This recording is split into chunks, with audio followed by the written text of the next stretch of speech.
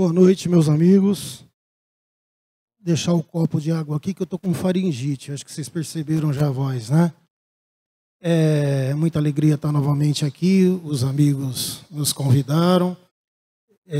O Valdir faz um tempão que eu conheço. Desde pequenininho eu estou aqui, mas ele era meu professor bem grandão já, tá? Quando eu cheguei aqui. Mas falar na nossa casa, no Kardec, desde 1978 que nós estamos aqui, vindo por meio da obsessão, né? Graças a Deus melhor, porque livre da obsessão nós nunca estamos, porque a sintonia é algo bastante fácil de ocorrer, e nós talvez até falemos a respeito disso também aqui na exposição de hoje. Bom, o tema está aí, a depressão na visão espírita. Antes disso, nós vamos saber um pouco o que é essa doença mental, quem ela atinge, quais são os primeiros sintomas. Muito se sabe a respeito disso nos dias de hoje, e que bom que assim seja, né? Nós temos um nível de informação bom através das mídias, porque é uma doença muito séria e nós temos que dar muita atenção para ela. Atinge milhões e milhões de pessoas. Segundo a Organização Mundial de Saúde, são 400 milhões de pessoas, né, que têm depressão no mundo. Só que isso varia de fonte para fonte. Existem pesquisadores que dizem que 15% da população mundial tem depressão, nos seus mais variados graus, né? A Organização Mundial de Saúde fala que são 400 milhões de pessoas porque os seus dados se baseiam em consultas com psiquiatras, né? Então, as pessoas que têm depressão e não vão ao médico não fazem parte desses dados, né? Então, com certeza, o número é bem maior.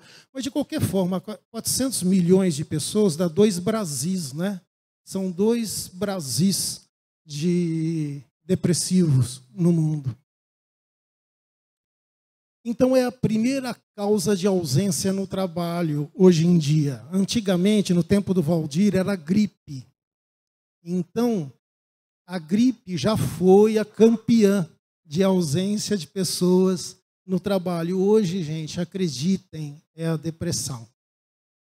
E metade dos deprimidos param de trabalhar ou porque não conseguem trabalhar ou porque são demitidos porque não têm condições de trabalhar, né? E deixam de ter uma vida social. Agora, a pior consequência da depressão, meus amigos, é o suicídio, porque 15% dos suicidas têm depressão.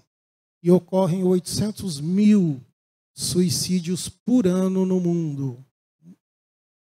É assustador o número, né? Então, a depressão precisa ser tratada e cuidada, porque uma das suas consequências é a pessoa tirar a própria vida. E nós vamos ver por quê. Por causa desses sintomas aqui. Alguns deles, sabe? Existem muitos outros sintomas. Eu coloquei alguns aqui, para que pudéssemos falar um pouquinho. A insônia, ou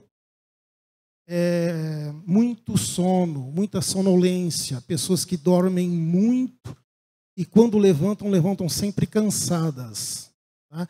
Conversei com um amigo recentemente, que a filha dele está com depressão, ela dorme até às 13 horas e quando levanta está muito cansada, está fazendo tratamento, já está medicada, já está sentindo melhora. Então, uma insônia ou muito sono, uma coisa ou outra, 2 extremos, né? Perda ou aumento do apetite e do peso. A pessoa come pouco ou come muito, por isso perde peso ou ganha peso. Alteração do humor. Muitas vezes, a pessoa depressiva não consegue identificar essa perda de humor. São as pessoas que a cercam e percebem isso. Às vezes ela está alegre, está feliz, está conversando, de repente fica irritada, nervosa, agride verbalmente outras pessoas e vai variando e mudando o humor. Tristeza persistente, desânimo, isso já é bastante conhecido. Abatimento profundo com desinteresse pela vida.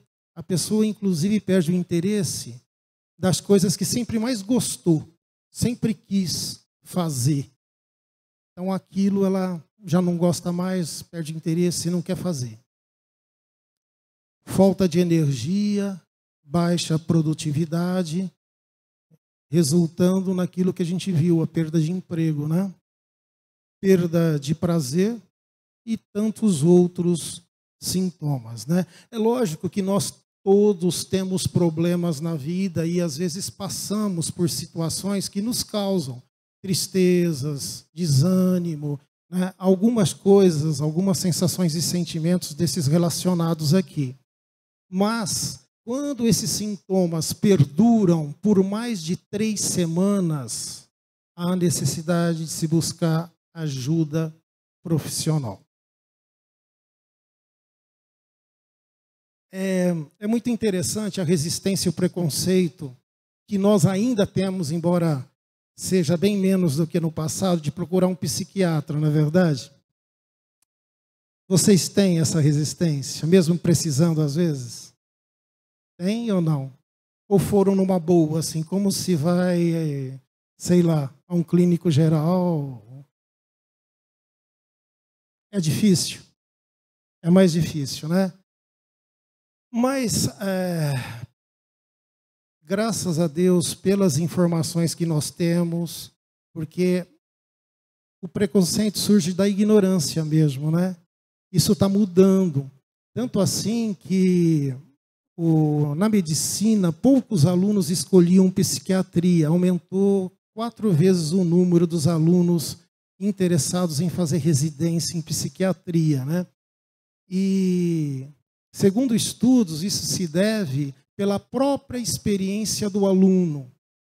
Os alunos, quando estão fazendo o cursinho, né, ficam muito ansiosos, às vezes precisa de um remedinho para controlar essa ansiedade. Às vezes o jovem vê a mãe depressiva ou com qualquer outro transtorno mental, frequentando o psiquiatra, ficando melhor, etc., seus amigos, seus familiares. Então, o jovem começa a perceber a importância dessa especialidade. Então, aumentou em 4 vezes a procura de jovens que estão fazendo medicina, fazendo residência, então, para fazer residência, então, em psiquiatria. Então, essa resistência é fruto da nossa ignorância. A bem da verdade é isso, né? Por quê? Porque quando eu tenho um problema no estômago, eu vou ao médico, né? Faço os exames, se houver necessidade, se eu tiver uma gastrite, eu vou tomar medicamento, se eu tiver um problema no rim, eu corro, se eu tiver problema em qualquer órgão do corpo, eu procuro o médico. Mas quando o assunto é o cérebro, é a mente, nós ficamos assim, resistentes. Mas o cérebro é um órgão como qualquer outro do corpo, e às vezes nós nos esquecemos disso. Aliás, ele é o principal órgão do corpo. Sabiam? Muitas pessoas pensam que é o coração, né? E outros pulmão. Não, é o cérebro, porque ele comanda todos os outros órgãos do corpo. Tá certo? Então nós precisamos cuidar bem dele. Se nós corremos e vamos ao médico para tratar dos demais órgãos, do principal também precisamos. Mas o que acontece então na depressão? A depressão ela é fisiológica, né? Ocorrem alterações químicas no cérebro do indivíduo deprimido, principalmente com relação aos neurotransmissores, que são substâncias que transmitem impulsos nervosos entre as células, né? E esses neurotransmissores, acredito que vocês já ouviram falar tanto na serotonina, né? A serotonina aumenta demais quando a mulher come chocolate, não é verdade? Fica alegre, fica feliz. Então, essas substâncias, esses hormônios presentes nos cérebros, eles são responsáveis pela regulagem das nossas emoções. Então, por exemplo, a serotonina regula o humor, a ansiedade, o ritmo do sono, a dopamina, a sensação de prazer e motivação, a noradrenalina, agilidade e prontidão aos estímulos externos. Então, há necessidade do profissional, no caso o psiquiatra, medicar o paciente para que ocorra uma regulagem na química cerebral, para que ocorra uma correção na química cerebral. Então, a depressão ela é fisiológica, né? Nós vamos falar daqui a pouquinho sobre as causas possíveis da depressão. E nós vamos voltar a esse assunto. Então, quais são os fatores que podem provocar a depressão? Quase todos os transtornos mentais, eles são desencadeados por um gatilho, por uma ocorrência, por uma situação complicada na vida. É lógico que o paciente tem predisposição ao surgimento, ao aparecimento do transtorno mental, mas esses fatores acabam desencadeando, então, o surgimento do transtorno. Então, acidentes e ocorrências traumáticas, por exemplo, pode levar a pessoa a entrar num processo de depressão. Conheço uma moça, por exemplo, amiga minha, inclusive, que nunca teve depressão, qualquer quadro semelhante de transtorno, sofreu um acidente sério de carro.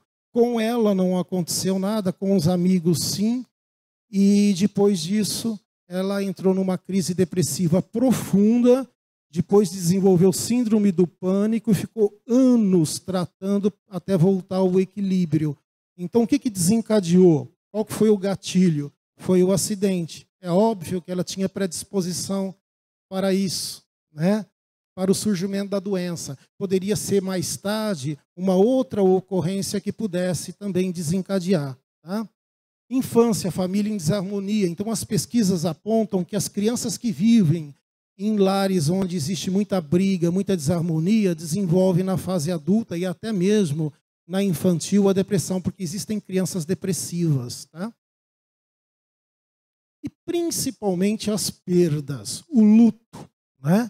Então, desemprego, a pessoa perde o emprego, uma separação conjugal, perda de entes queridos, a perda de um pai, de uma mãe, de um irmão, traição, doenças. Muitas pessoas doentes podem entrar em depressão, decepções na vida, quem não as tem, tudo isso. Né? Então, quando nós conversamos aqui na Casa Espírita, acredito que nós já tenhamos conversado com centenas de pessoas deprimidas que nos procuram, nós identificamos perfeitamente esses fatores desencadeantes da doença. Né? Um outro caso bastante interessante para ilustração é de um rapaz que nos procurou para conversar, que estava com síndrome do pânico. E aí eu perguntei, como que você sabe que está com síndrome do pânico? Você foi ao médico, o médico diagnosticou. O que ocorreu?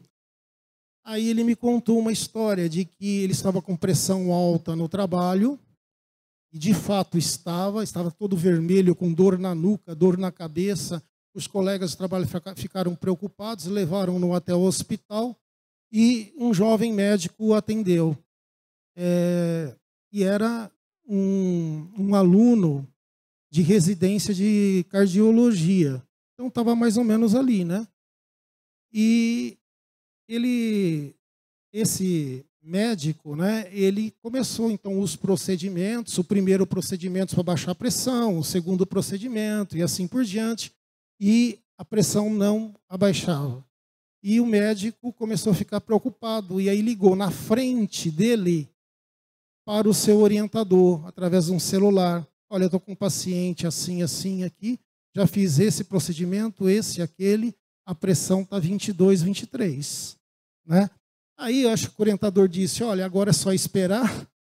E ele respondeu no celular, perto dele, o paciente vai morrer. Então ele ouviu isso do médico, né? Mas enfim, com o tempo os medicamentos fizeram o efeito, a pressão baixou, ele foi liberado, voltou para casa. No outro dia ele está trabalhando, todos os sintomas de pressão alta. Todo mundo pega, o pessoal pegou, levou ele até o hospital, chegou lá pressão 12/8. E dali para frente o quadro sempre se repetia, né, psicologicamente, porque na realidade ele não estava mais com a pressão alta, ele sentia tudo como se tivesse, mas ele desenvolveu então a doença por causa de uma ocorrência traumática. Voltamos a dizer que a pessoa precisa ter uma predisposição, que talvez se não fosse isso, uma outra ocorrência ou uma outra situação estressante poderia provocar o surgimento da doença. Estresse, aumento da violência, desastres naturais. Também tem um conhecido que foi assaltado, né? E depois disso também desenvolveu a síndrome do pânico, outro transtorno mental. Bom, nós estamos falando numa casa espírita e temos que fazer a abordagem doutrinária que é muito importante para nós, né? Porque somos espíritos reencarnados. Nós já tivemos muitas e muitas vidas e experiências e nós estávamos relatando há pouco as causas possíveis, os fatores desencadeantes do surgimento de um transtorno mental como a depressão. Vocês imaginam que nós estávamos nos reportando a uma existência de ocorrências traumáticas, uma existência de perdas, mas nós já tivemos muitas e muitas existências de ocorrências traumáticas e de perdas e de problemas que nós trazemos no nosso íntimo, no nosso subconsciente. Graças a Deus, objetivamente, nós não nos lembramos, mas tudo isso está dentro de nós em forma de sentimento e de emoção.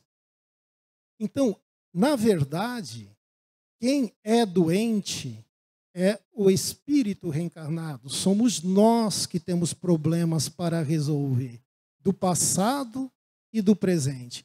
É uma carga muito pesada que muitas vezes se manifesta em forma desses transtornos. Agora, existe uma outra questão, além do espírito reencarnado trazer toda essa carga muito forte de emoções e sentimentos, existe o componente espiritual atuando também no ser, que nós chamamos do quê? Obsessão, que é uma influência negativa que um espírito exerce sobre o outro. E nós vamos falar um pouquinho sobre isso agora. Bom, nós somos influenciados pelos espíritos 100% do nosso tempo. No estado de vigília, como nós estamos acordados aqui, e também quando estamos dormindo, quer dizer, 24 horas por dia mesmo. Os espíritos nos influenciam dia e noite.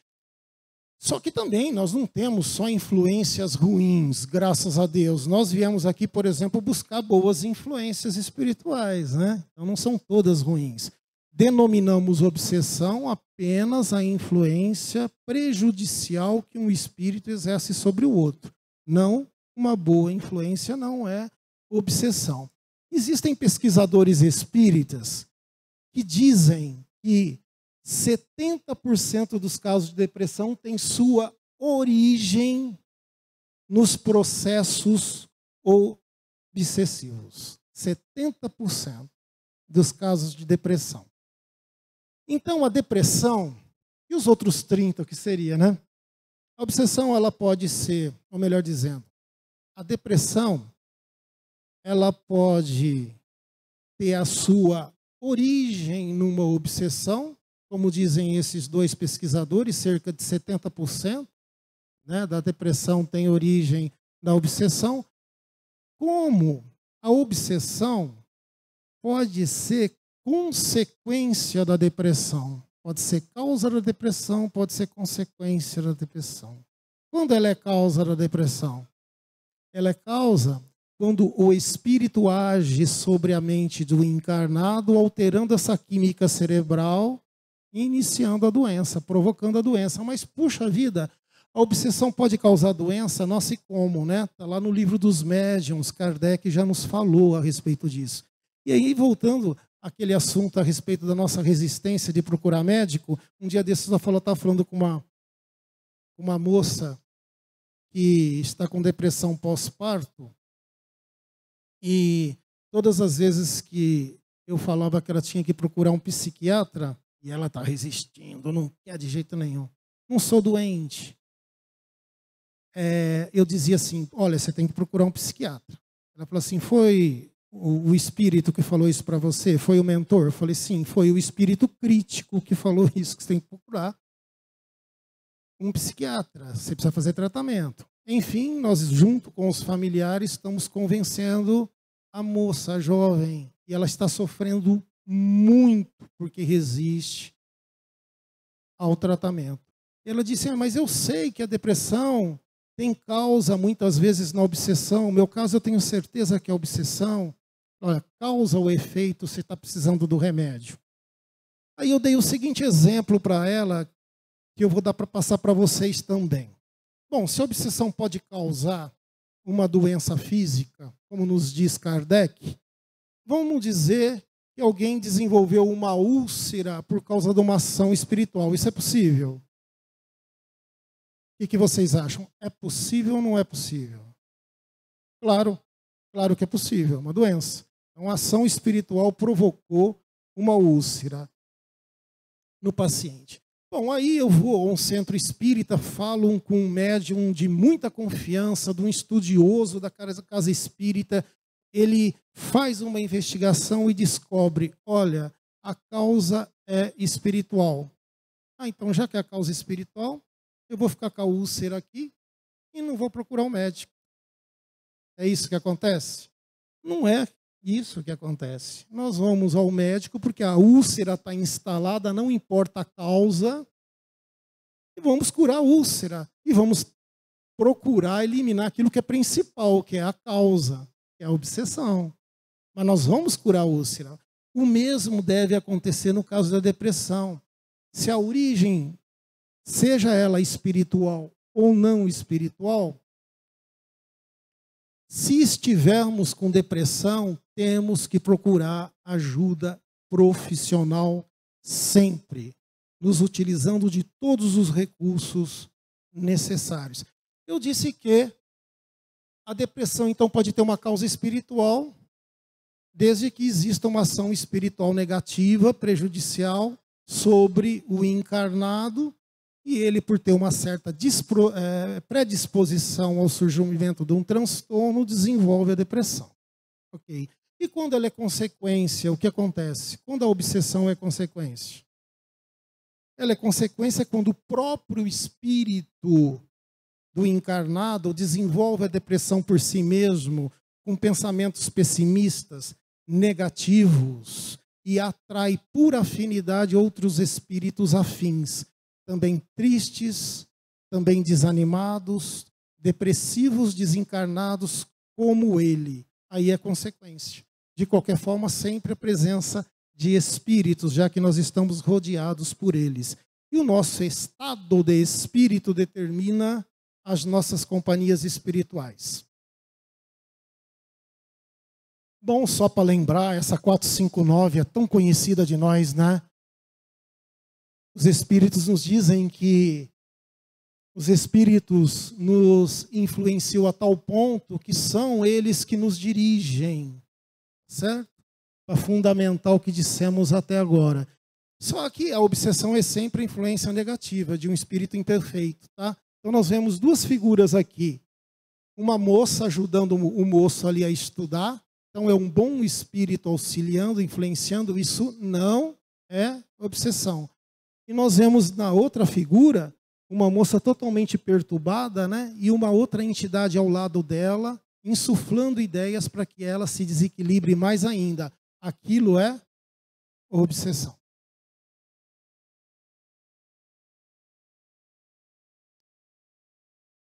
Eu já falei.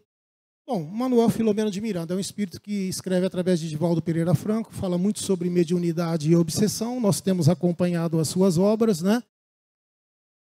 E ele diz no livro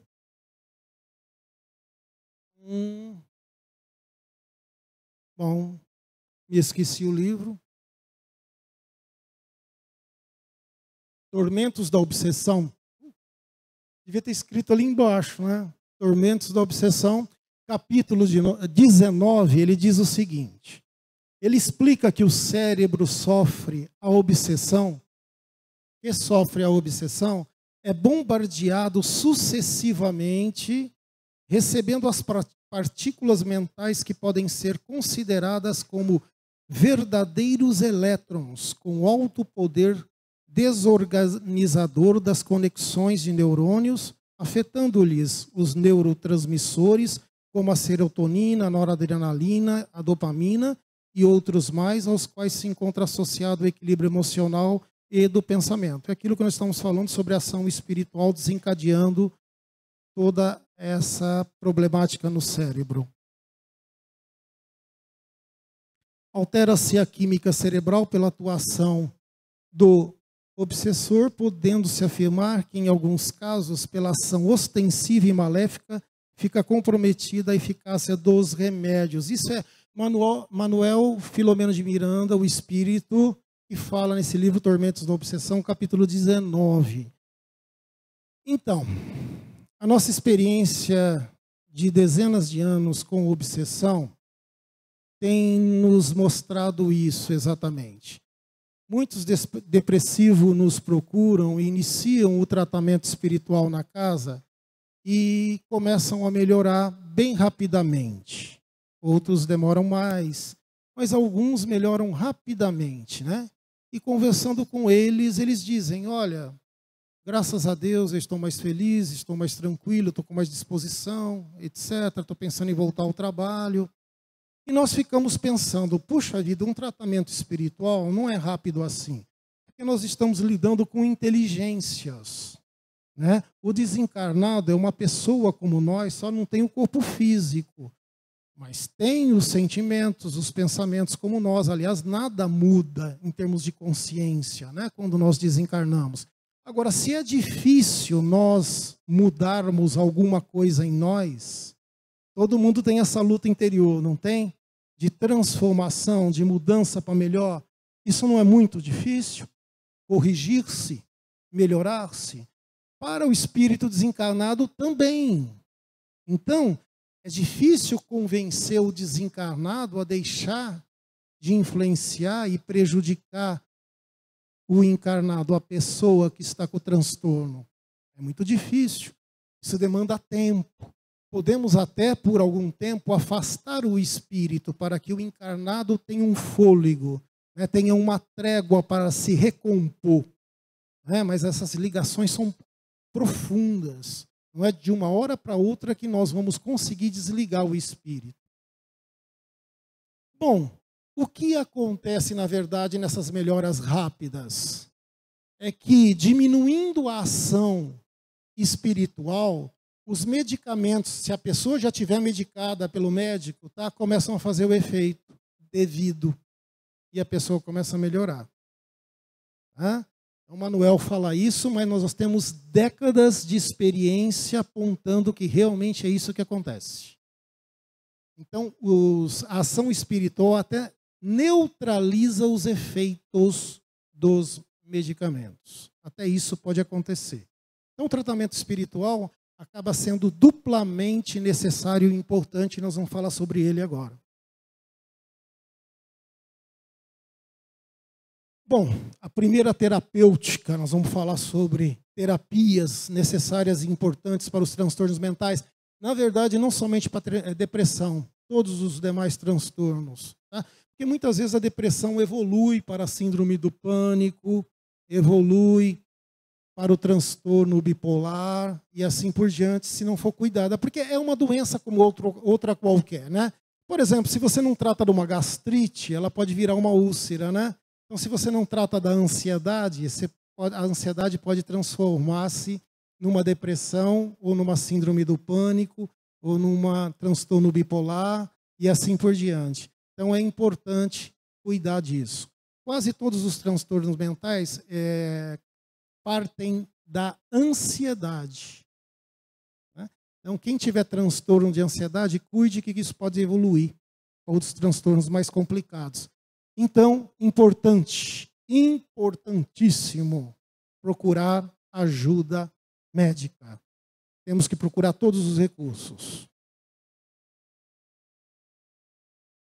E tem a terapêutica espírita, que consiste justamente nisso que nós estamos fazendo aqui, né? Palestras, passes, água fluidificada, boas leituras, meditações, preces e principalmente mudança de hábitos, de costume, a dita e conhecida, mas muito difícil, reforma interior.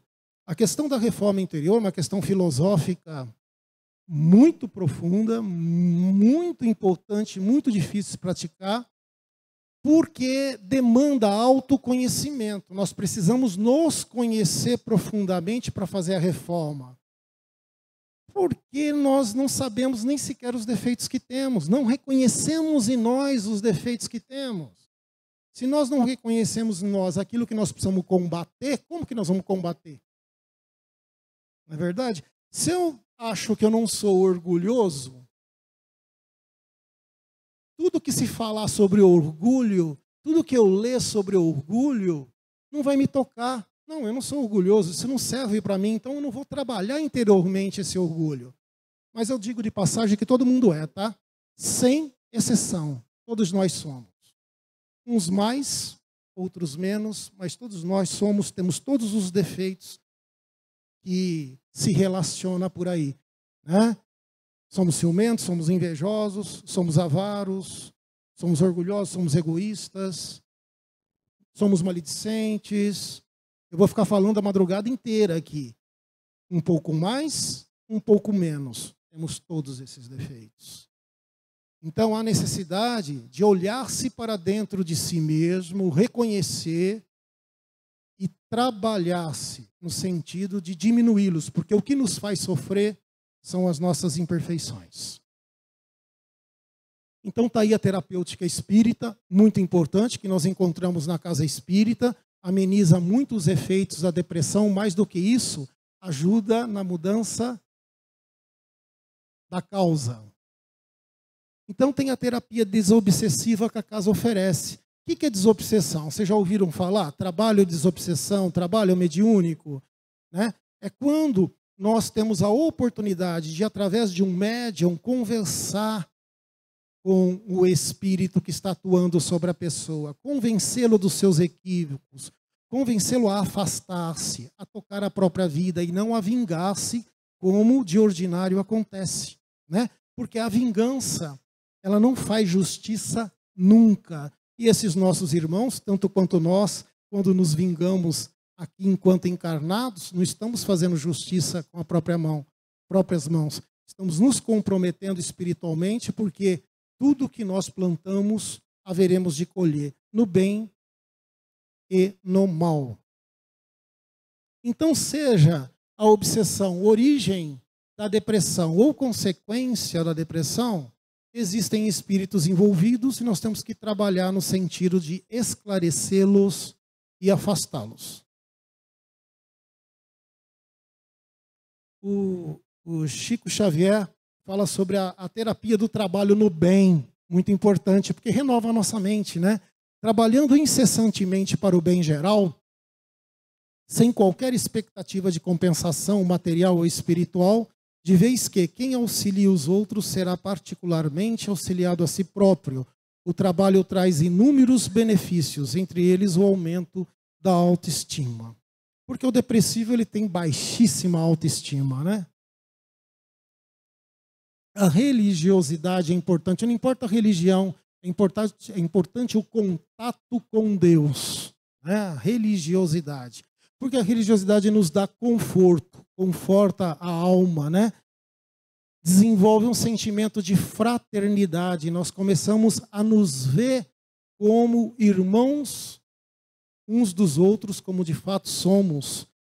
Também propicia a aceitação. É muito importante, né?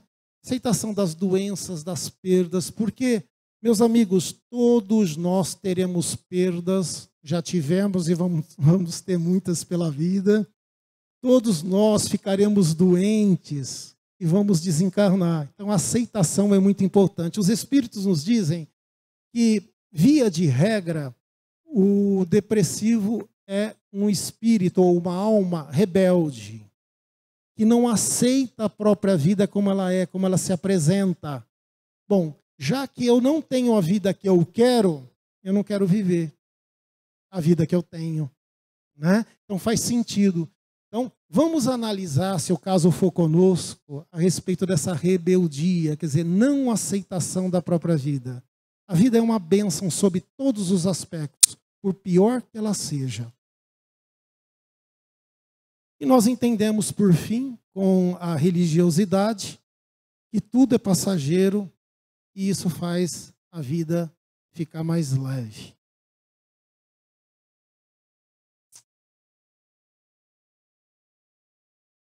A respeito do perdão, é importantíssimo, né? Porque muitas vezes nós imaginamos que o perdão é uma simples recomendação religiosa.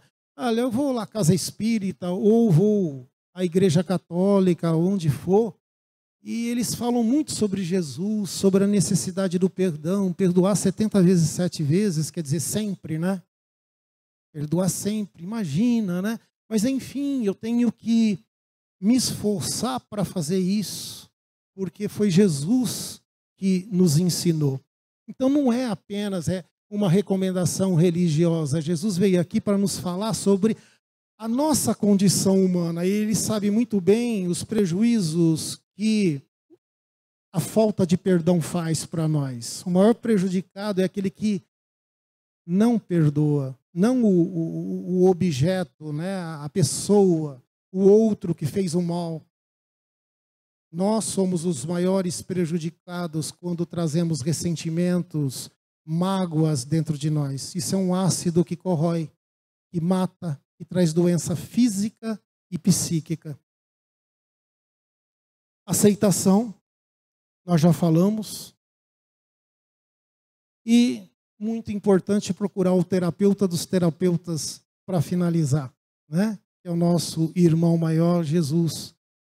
E Joana de Ângeles diz lindamente a respeito disso. É o terapeuta por excelência. Jesus informou que ele é vida e vida em abundância. Recolhe-lhe a ajuda e deixa-te curar pela sua assistência de psicoterapeuta por excelência. Joana de Ângeles. É isso, meus amigos. O recado está dado. Muito obrigado pela atenção. Tenham uma excelente noite e um excelente final de semana. Que estejamos todos unidos aqui no ano que vem, se Deus quiser. Um beijo a todos.